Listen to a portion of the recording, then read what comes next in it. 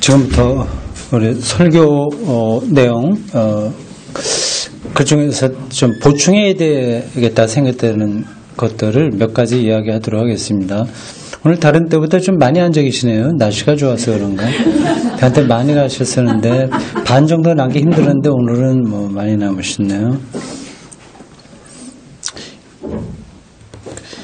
그 노뱀 만들어서 뭐 치료받았다. 그리고 뱀에 물려서 하나님께서 그렇게 했다. 그건 설교 시간에 대충 얘기했는데 왜 그렇게 하나님 말씀을 삐딱하게 보냐. 있는 그대로 보지. 혹시 그렇게 생각하시는 분들은 안 계시겠죠. 이 성경에는 뭐 기적적인 그렇게 표현되는 것들이 많이 있습니다. 옛날 사람들은 오늘 우리들하고는 전혀 다르게 세상을 봤기 때문에 그런 초전적 기적이다 이렇게 말할 수밖에 없어요. 신화적인 세계인 거죠. 아주 이 우주라고 하는 것도 지구도 편편하지 않고 하늘이 있고 땅이 있고 지하가 있고 삼척으로 되어 있고 그런 문명에 따라서 이 우주가 어떻게 되냐는 게 서로 좀 달라요. 어느 신화에는 이게 우주를 거북이 등으로 표현하는 데도 있고 여러 가지 가지각색입니다. 그들에게 화산 폭발 같은 것들이 얼마나 신비하게 느껴졌을지 그 비가 오는 것 자체도 이해가 안 되는 거죠. 그래서 공중에 성경에도 하늘에 물이 있다고 생각했거든요. 노아 홍수 이야기도 있고 그리고 창조 이야기도 보면 하나님께서 처음에 이제 빛을 만든 다음에 그 다음에 이제 궁창을 만들거든요. 공간을 만들어요, 공간. 그러니까 물과 물을 갈랐다고 하는 겁니다. 세계는 전체 다 물로 되어 있다고 봤어요. 옛날 사람들은. 헬라 철학에서도 만물의 본질이 뭐 네 가지 원소라고도 얘기하고 뭐 탈레스 같은 사람은 물이라고 얘기하는데 그게 이상한 이야기가 아니거든요. 우리 인간도 한 80% 이상이 물이고 또 물이 없으면 생명이 불가능하니까 이제 그렇습니다. 창조 이야기에서도 물론 창조 이야기가 바벨론에 있었던 그런 창조 이야기도 연가되고요. 굉장히 하여튼 이제 복잡합니다. 근데 이렇게 복잡한 어떤 그 고대 인류 정신사가 성경 안에 있는 거예요. 근데 그런 것들을 그 배경에 대한 이해 없이 그냥 그걸 그대로 따다가 뭐 이랬다 저랬다 말을 하면 참 답답한 겁니다. 근데 그게 믿음이 좋은 거라고 사람들이 생각하는데 마치 이제 산타클로스 할아버지 아이들이 믿고 있는데 그거를 아이가 잘하는데도 뭐 그걸 똑같이 강요하는 거하고 비슷한 거죠. 그래서 그러한 신화적인 문제, 뭐 기적도 그렇습니다. 저는 성경에 나와 있는 기적들이 그런 초전적 기적은 아니라고 생각합니다. 그 어떤 것도.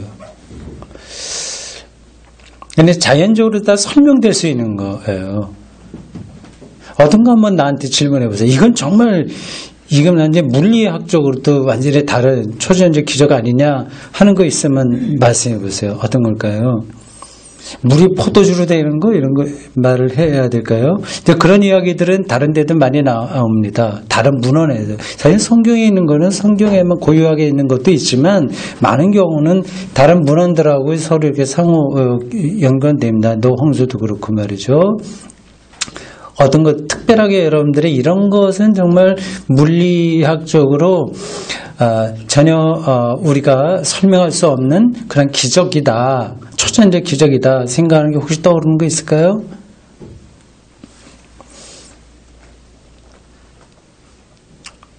만약에 그렇게 생각을 한다면 만약에 기적이 없다고 생각한다면 사실은 기적이라고 하는 말을 또 어떻게 하느냐에 따라서 좀 다르게 한다면은 우리가 이렇게 존재한다는 것 자체가 사실 기적입니다. 거기서 봐야지 물리적인 현상이 거꾸로 가는 거 이걸 기적으로 보면 안 됩니다. 이건 저의 이야기만이 아니라 좀 보수적인 입장에 있는 사람들이 그런 학자라고 하더라도 그 성서와 그 성서 안에 있는 인간의 역사와 그 역사의 방식을 통해서 말하려고 하는 인간의 고뇌와 그 딜레마, 그 죽음과 투쟁 그리고 뭐 등등이 얽힌 그게 빼곡하게 들어있는데 그거를 정직하게 뚫어보는 사람들이라고 한다면 저하고 비슷하게 이야기를 합니다. 누군가 요즘 제가 자꾸 사람 이름 잊어버려서 기억이 안 나는데 하여튼 기독교 영성책을 많이 쓰는 사람, 아주 보수적인 에 있는 사람들도 좋아하는 그런 작가예요. 이제 그분이 요 기적에 대해서 그렇게 얘기를 합니다. 이 기독교인들이 이렇게 오해하면 안 된다 하는 거죠. 어떤 사람이 강도가 와서 사람을 야구방망이로 치려고 할 때, 혹은 칼로 찌르려고 할 때, 믿음 좋은 사람이 기도 많이 하면 이 칼이나 야구방망이가 꽃으로 변하는 거 이건 아니다. 그는 그냥 야구방망이로 그대로 남습니다. 칼은 칼대로 남게 되는 거죠. 그러니까 하나님이 이렇게 창조하셨다고 하는 것, 그 원리가 있지 않습니까? 중력이라든지 이런 것들, 모든 것들 말입니다. 탄소와 원소의 관계라든지, 그것을 제가 오전 다른 교회에 설교할 때는 그 한마디 했는데, 오늘 우리 설교에서는 말하지 못한 거예요. 그러니까 하나님은 창조를 하시고, 그 창조하신 것에 의존하신다. 얘기를 했어요.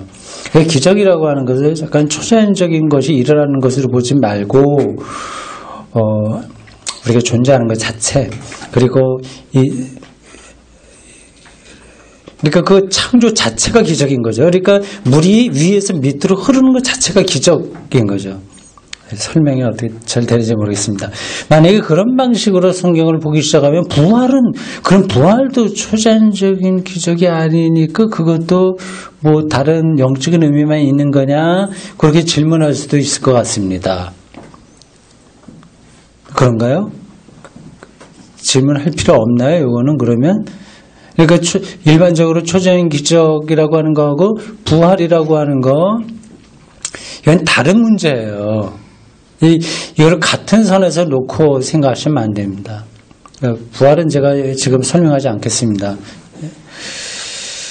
그래서 오늘 이제 설교한 것 중에 그 놋뱀, 불뱀 그런 거 나왔는데, 그런 것들은 굉장히 자연스러운 사건이다 생각을 하면 되고, 그걸 통해서 성서 기자들이 뭘 얘기하려고 했냐, 그걸 붙드는 게 핵심이라고 말씀이 드렸습니다. 광야 40년에서 벌어진 이야기입니다. 광야 40년 동안에 많은 일들이 벌어졌어요. 그게 오늘 뭐 설교 중에도 얘기했습니다만은 생존의 밑바닥에 들어가는 거거든요. 그래서 그때 광야 생활에서 그 유대교의 모든 신앙이 형성됐습니다. 그래서 시내산에서 모세가 십계명도 받고 뭐 등등 그 모든 것들이 그때 형성된 거예요. 그래서 40년 동안의 광야 생활이야말로 영적인 보고라고 할 수 있습니다. 그 보물 창고라고 할 수 있습니다. 근데 그 광야 생활에서 그들이 경험한 것은, 그리고 또 그들이 말하려고 하는 핵심은 뭐 뻔하죠. 어떤 건지요. 거기서는 농사도 짓지 못하고 아무것도 못하는 거예요. 생존의 어떤 조건들이 갖춰지지 않아요. 그러니까 하나님에게 전적으로 의존하는 삶의 태도, 그거를 얘기하는 겁니다. 하나님에 대한 전적인 의존의 삶의 태도요.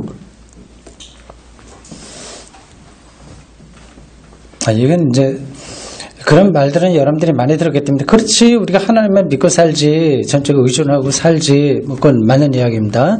그걸 조금 더 와닿게 이렇게 설명할 수 있어요. 정말 중요한 것들, 그런 것을 삶의 내용으로 삼는 거예요. 다른 돈 같은 것들은 기업가들이 이렇게 좌지우지하는 거잖아요. 그거는 우리가 어떻게 전적으로 우리가 그거에 딸려가게 된다면 거기서 벗어날 수가 없단 말입니다. 기도해서 부자가 된다든지 이 방식으로 하고, 이거는 완전히 하나님 신앙하고는 거리가 먼 겁니다.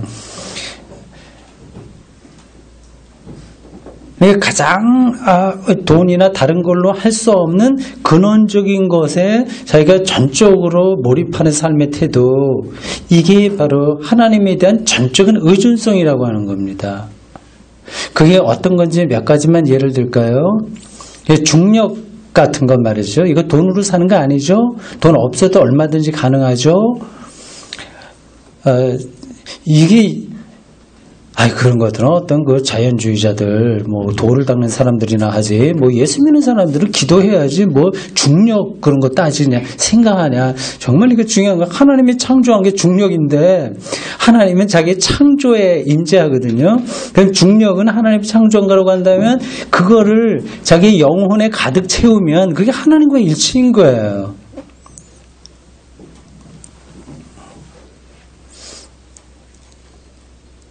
제가 아침에 일어나서 제일 먼저 하는 게 침대에서 일어나서 이렇게 앉아야 걸터 앉았습니다.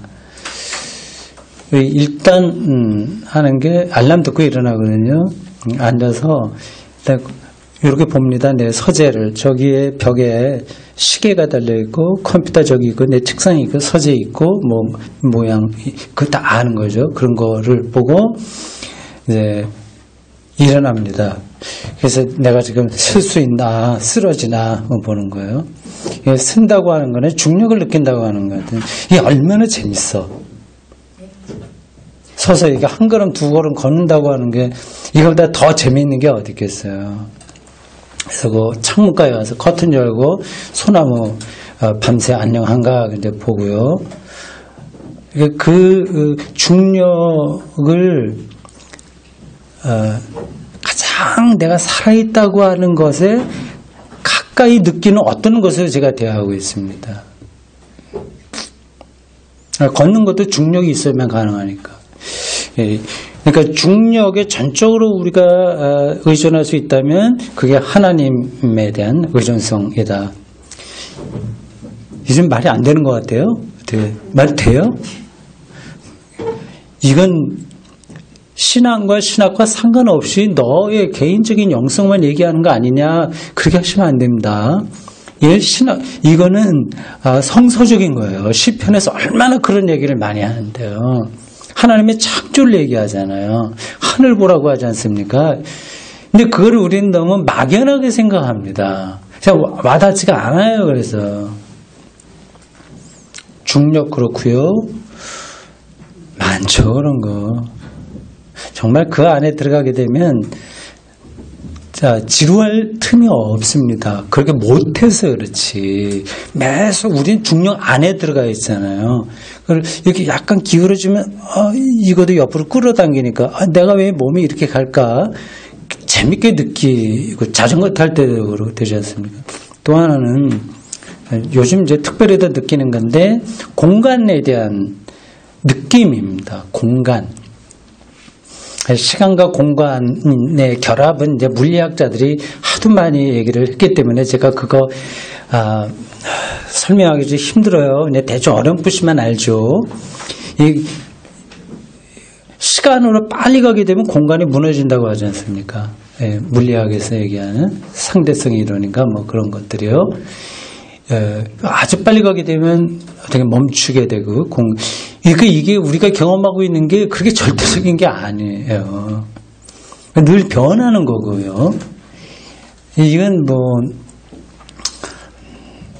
기본적으로 이제 물리학에 대한 기초 상식이 있는 분들은 다 아는 거니까 뭐 말하지 않겠습니다. 제 주일학교 교사를 지금부터 하면 재밌게 할 수 있을 것 같아. 그런 거를 애들한테 막 실감 있게 얘기해주면 얼마나 이렇게 귀담아서 잘 듣겠어요. 그래서 지금 우리가 살고 있는 게 이 지구가 태양과 관계되어 있고 그리고 우주에 어떤 구름들이 어느 때에 이르러서 별이 되고 그래서 온 거 아니겠습니까? 그리고 언젠가 흩어지게 되고 지금 이렇게 그 속에 우리가 있는 겁니다. 공간은 특별히 이제 이 안에서도 여러분과 제가 같은 공간에 있고 제가 아까 서재 일어났을 때 얘기했는데 그게 정말 신비로운 거예요. 내가 팔을 이렇게 책상에 앉아서 저기 앞에 볼펜이 있어요. 그리고 상경도 있습니다. 성경도. 그 공간이 있잖아요. 내가 얼만큼 팔을 뻗어야지 그걸 잡을 것인가 이런 것들을 컴퓨터 로봇 같으면은 순간적으로 계산하겠죠. 근데 저는 계산하지도 않고 직감적으로 그걸 느끼고요. 이 공간 안에서 이렇게 저렇게 움직이고 하는 그런 것들이 기분이 좋습니다. 가끔가다 어떤 사람들은 이제 우리가 혼자만 있으면 외롭지 않냐 그런 얘기를 하는데 사실 외로울 틈은 없는 거죠. 그런 것들을 실질적으로 느끼게 되면. 그리고 나보고 심심하면 우리 집에 놀러 오세요 그런 분도 있단 말이야. 어떻게 심심하지? 그럼 오지 말라는 얘기인데 심심하다는. 이 공간 안에서 벌어지는 것의 신비로움 그런 것들은 돈으로 되는 문제가 아니거든.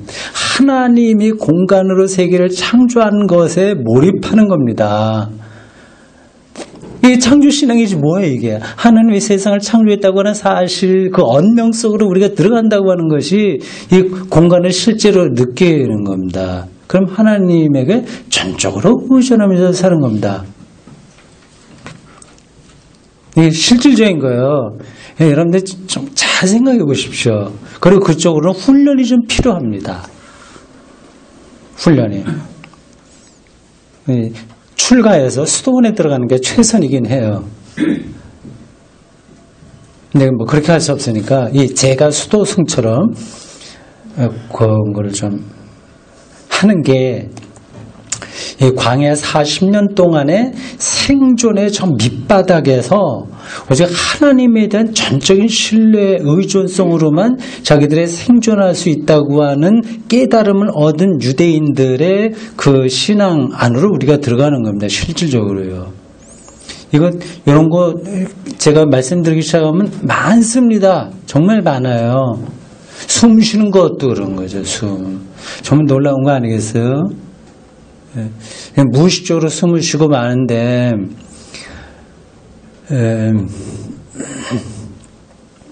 숨을 쉴 때 얼마나 많은 것들이 우리 안으로 들어갈까요? 이 안에는 미생물도 있을 겁니다. 박테리아도 이 공기에 떠돌아 다닐 수도 있고 어떤 전염성 감기가 걸린 사람이 이 안에 있다면 거기 그 균들도 들어올 거고 그래도 어떤 들어와서 우리 몸이 다 그걸 해독도 하고 처리하면서 살아간단 말이에요. 단전호흡하는 사람들은 아마 그걸 집중적으로 할 겁니다. 저는 그런 거 안 해봐서 실질적으로는 모르겠는데 그러나 숨 쉬는 것에 기쁨 그런 것들은 조금 이제 느끼고 있죠. 이런 것들이 하나님의 창조에 속한 것이기에 여기에 우리가 몰입할 수 있다면 그럼 이제 다른 것에 우리가 좌지우지 당하지 않고 하나님만 의존하면서 살 수 있는 거죠. 오늘 설교 이제 하찮은 것들에 대해서 자기들이 싫어했다는 그 마지막 부분 했습니다. 이제 그것도 연관되는 겁니다. 이 먹을거리에 대한 새로운 시각이 정말 필요한 것 같아요. 그러니까 뭐 빵과 포도주 얘기했습니다만 사소한 하찮은 것이 우리 생명의 기초라고 하는 거 그런 걸 더 절실하게 깨닫는다면 우리는 다른 것에 이렇게 지배받지 않고 하나님을 전적으로 의존하면서 살 수 있겠죠. 유대인들의 40년 동안 그걸 안 겁니다. 그거요. 근데 가나안에 들어가서 또 타협하고 이렇게 돼서 뒤죽박죽 됐지만 그래서 구약 성서 기자들은 반복해서 광야를 얘기합니다. 가난했던 그 시절. 그래서 자기들에게 기회가 없는 거예요. 어떻게 할 수가 없는 그런 상황에 놓였을 때가 오히려 더 영적으로 승화된 시기로 그들은 말하고 있습니다. 그래서 파넨베르크의 그 설교집인가 어딘가에서 그런 표현이 나와요. 그분이 어떤 선지자의 말을 인용해서 한 것 같습니다. 그러니까 40년의 기간을 가리켜서 하나님과 유대인 사이의 밀월 기간이다고 하는 거예요. 영적인 밀월 기간 말이죠.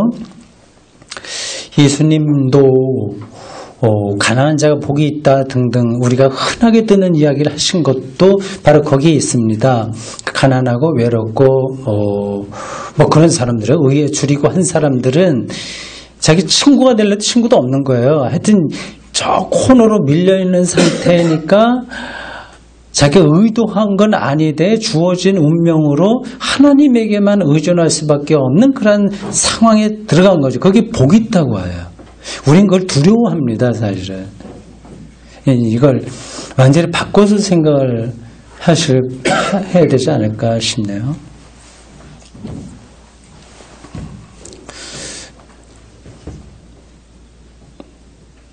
제가 지금 설명하는 중에도 질문할 거 있으면 좀 다르게 생각을 했으면 손 들어주세요. 기회를 드리겠습니다. 그 요한복음과 연관해서 오늘 본문이 그 노뱀 이야기에 나오죠. 예수님이 십자가에 달린 거, 그것이 광야에서 노뱀이 장대 위에 달린 거하고 같다고 했습니다.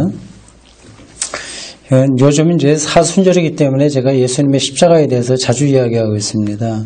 이거는 사순절이기 때문이 아니라 기독교 신앙은 다 십자가와 부활에 초점이 있으니까 사실은 주일날 설교라고 한다면 이 두 가지만 얘기하면 됩니다. 십자가 부활이요.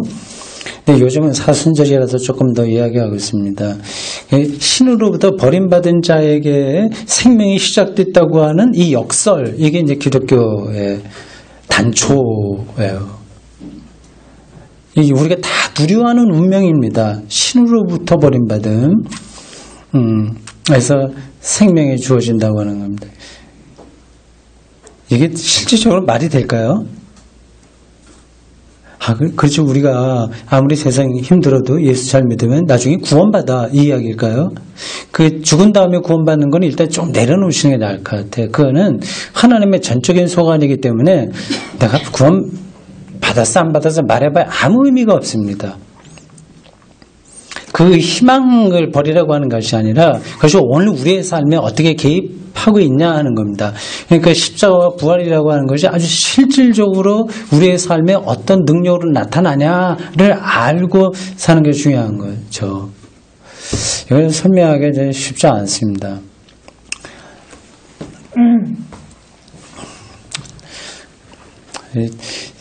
저에게 조금 이 강연하면서 나쁜 습관이 있어요. 설교 뭐 이렇게 설명하기 쉽지 않다, 뭐 어렵다 얘기하면서 또 설명하거든요. 어려운 걸 설명하니까 너 잘났네, 뭐 이런 것처럼 들릴 것 같아서. 그건 아니고 아주 좀 약간 막막해서 제가 드리는 겁니다.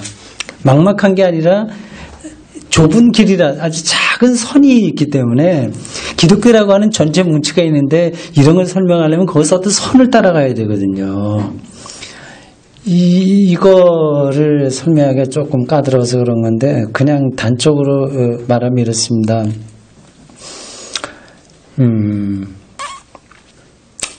십자가에서 생명이 시작했다라고 하는 거예요. 자, 아주 정말 멋지게 산 인생이 있어요. 스타처럼 하여튼 존경받고 뭐 여러 가지 면에서 그런 사람이 있고, 하나는 노숙자처럼 산 사람이 있어요. 그 자체 운명을 여러분들이 상상할 수 있습니다. 두 사람에게 똑같이 죽음이 왔어. 누가 안도의 숨을 쉴까요? 누가 죽음 앞에서 안도의 숨을 쉴까? 이쪽이거든, 이쪽. 노숙자 된 사람이 그게 구원인 거예요. 이 정말 즐겁게 산 사람에게는 그것이 안타까운 거야. 더 누려야 되는데. 제가 좀 극단적인 예를 들은 건데 그 비슷하다고 하는 겁니다. 예수님의 비유에도 그렇죠. 부자와 뭐의 비유가 있죠? 거지 나사로 비유 있지 않습니까? 그러니까 나사로 거지는 아브라함 품에 안기고 이 부자는 저기에 떨어졌다. 뭐 그런 이야기예요. 그들이 하나님을 잘 믿었다 안 믿었다는 아무 의미가 없습니다. 거기에는 그 이야기 나오지도 않습니다. 그냥 가난하고 처절하게 살았던 그 사람은 아브라함에게 갔어요. 그리고 호화롭게 살던 사람은 그렇지 못했습니다. 그래서 부자가 잘못됐다는 뜻이 아니라 거기에 우리의 영혼이 가버리면 우리 세상은 다 그런 방식으로 작동되게 되는데, 저는 내가 거기서 해방됐다. 나는 뭐 완전히 무소유, 완전히 영혼이 자유롭고 뭐 완전히 그렇다는 뜻으로 드리는 말씀이 아닙니다. 비슷한 거예요.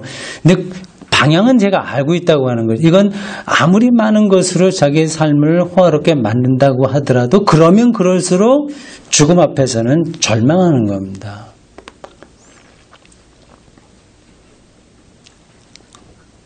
예수의 십자가 엘리 라마 사박다니 하나님 나를 왜 버리십니까? 그러한 예수님 스스로 외치신 그런 건데 거기서 이제 생명이 시작됐다고 하는 거죠. 이거를 우리는 주술적으로 잠깐만 생각을 해요. 예수님이 우리의 죄를 용서하기 위해서 십자가를 지셨지. 그건 해석된 교리입니다. 예수님 생각해 보세요. 상식적으로 생각해 보세요. 왜 굳이 십자가에서 죽어서 인류를 구원해야 됩니까? 하나님이 전능하신 분이고 예수님이 하나님의 아들이고 그러면 하나님과 동일한 능력이 있다고 한다면 굳이 그러한 복잡한 과정 거치지 말고 모든 사람들 회개시키고 말 한마디로 할 수 있는 거 아니겠습니까? 말씀으로 세계를 창조하셨기 때문에 그냥 구원하면 되지. 굳이 왜 그 십자가라고 하는 과정을 거치냐고 하는 거죠. 그러니까 예수님이 나는 인류 우리 죄를 지고 가는 어린 양을 보라. 그런 것들은 성서 기자들의 신앙 고백입니다. 그게 틀렸다고 하는 얘기가 아니라 그런 신앙 고백에는 그 예수의 십자가 안에는 어떤 비밀, 생명의 비밀, 그거를 이제 가리키는 거죠. 메타포, 은유로 이 손가락 찔러 가리키고 있는 겁니다. 여러분들은 그 엘리 라마 사박다니 그거를 외치실 때 예수님의 심정이 어떻을까요? 생각해 보십시오. 나는 지금 이렇게 죽지만 난 부활할 거야. 그래 생각하셨을까요? 만약에 그렇게 생각하셨다면 십자가 죽으면 무의미한 거예요. 내가 부활할 건데 뭐. 근데 인류의 죄를 위해서 내가 죽기만 하면 부활하는데 이렇게 생각한다면 그 죽음이라고 하는 게 무슨 의미가 있습니까?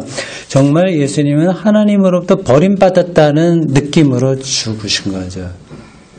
그렇다고 해서 절망한 건 아니고 예수님도 뭘 다 아시지는 않았을 거예요. 그냥 자기가 경험하고 인식하고 있었던 하나님의 나라에 따라서 살았는데 그렇다면 자신이 살아있을 때에 하나님의 정의와 평화가 이 땅에 실현되어야 하는데 오히려 거꾸로 그것을 선포한 자기가 그 당시에 유대인이나 로마인들에게 모두 저주거리에 해당한 십자가에 달려 죽는다고 하는 그 운명을 예수는 받아들이기 힘들었습니다. 실질적으로는 그런 거예요.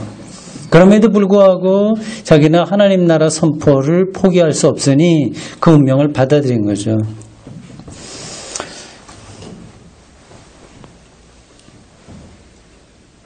네, 거기까지.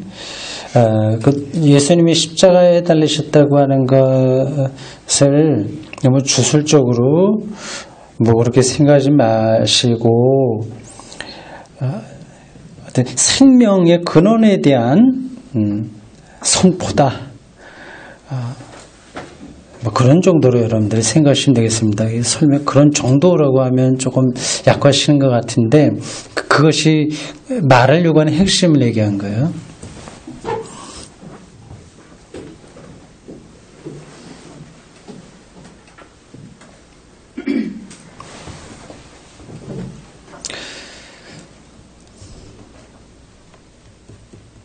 예수님의 그 십자가의 운명에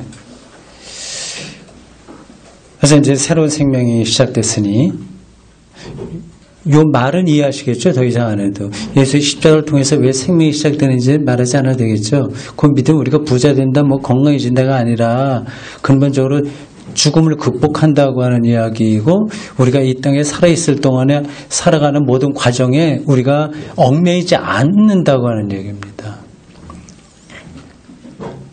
완전히 백척간대에 올라서 있는 상태에서 하나님과 대면하는 그런 어떤 거를 이야기하고 있는 거죠. 예수 그리스도의 십자가를 통해서 생명을 얻는다고 하는 거. 그러니까 생명이라고 하는 것도 그건 뭐 우리가 잘 먹고 잘 살면서 얻어지는 것도 아니고 우리 이름을 많이 내서 되는 것이 아닌 거예요.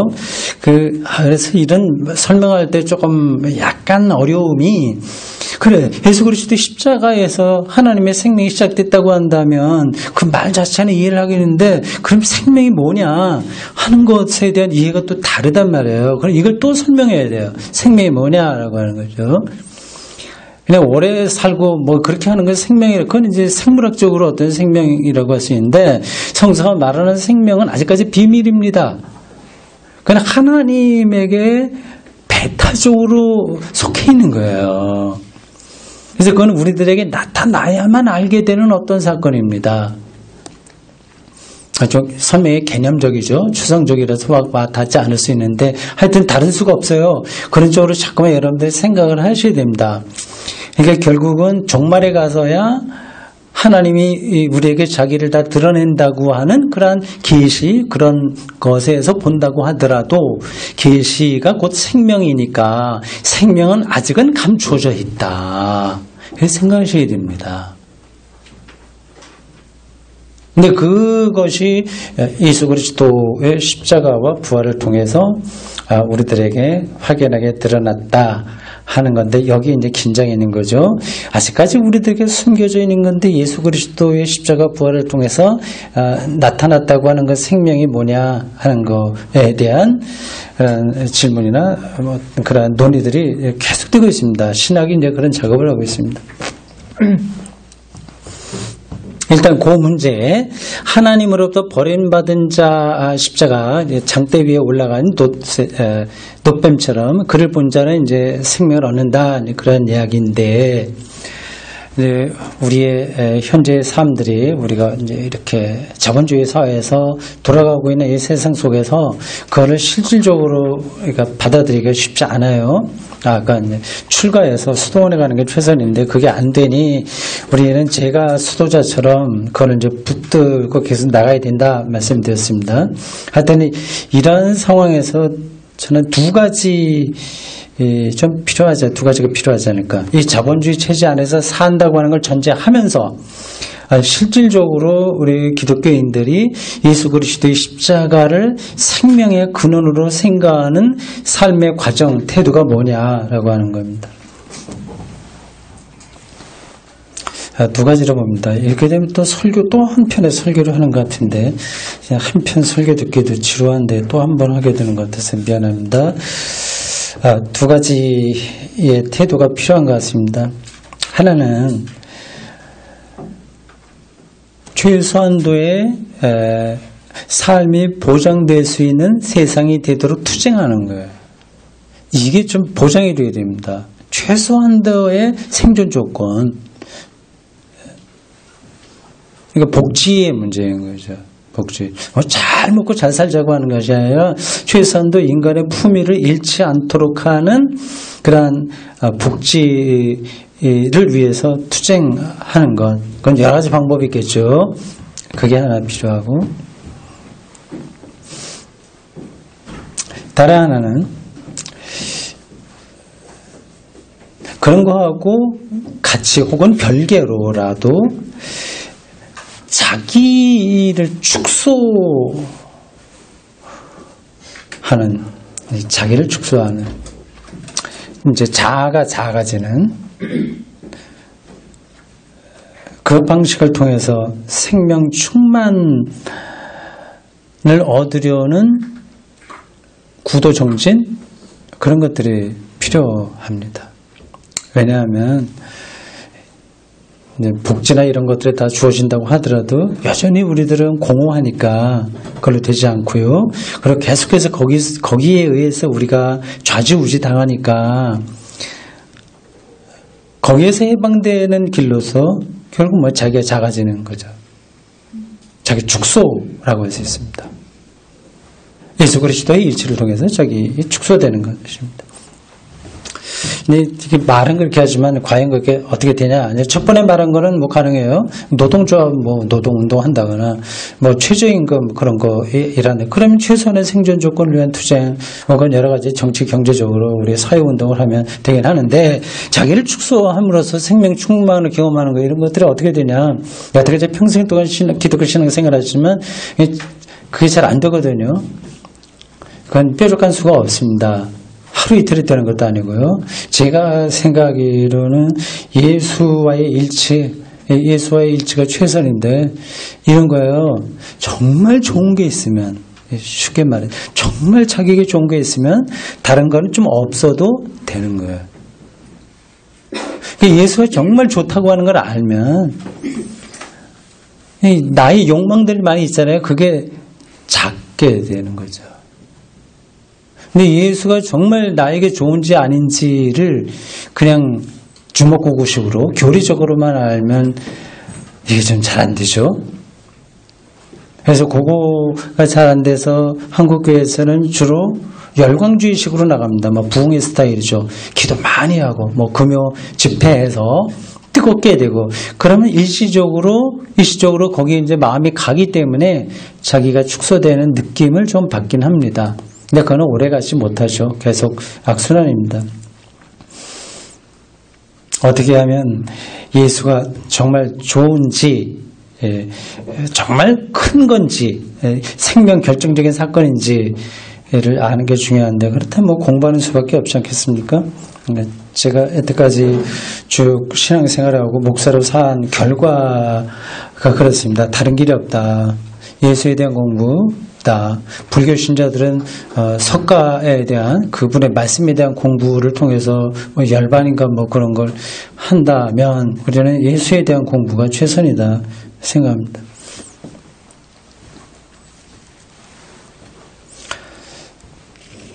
두 가지 말씀드렸습니다. 하나는 실질적으로 우리의 삶에서 최선의 생존 조건이 보장되는 걸 위해서 투쟁하며 사는 것.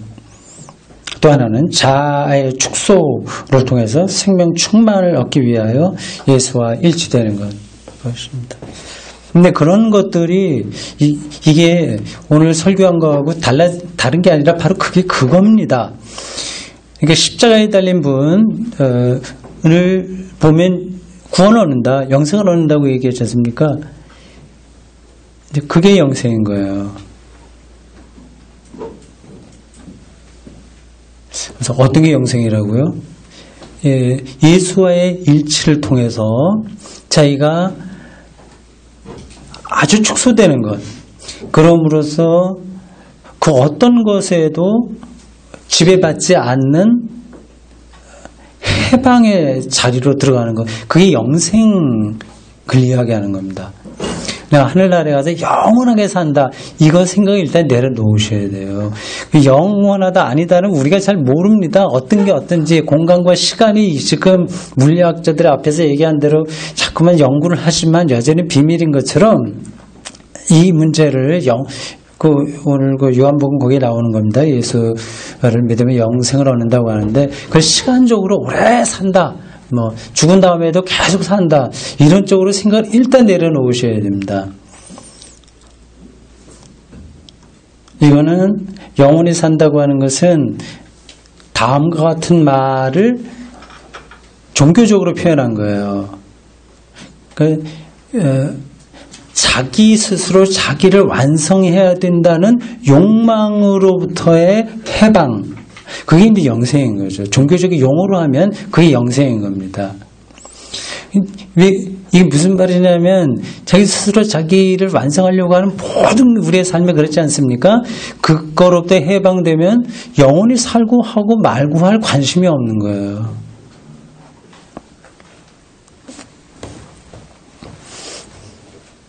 자, 그럼 제가 할 얘기는 대충 끝났습니다. 여기까지. 예상했던 것보다 5분 좀 빨리 끝내는데 여기까지 제 강연 마치고 혹시 질문 있으면 질문 받도록 하겠습니다.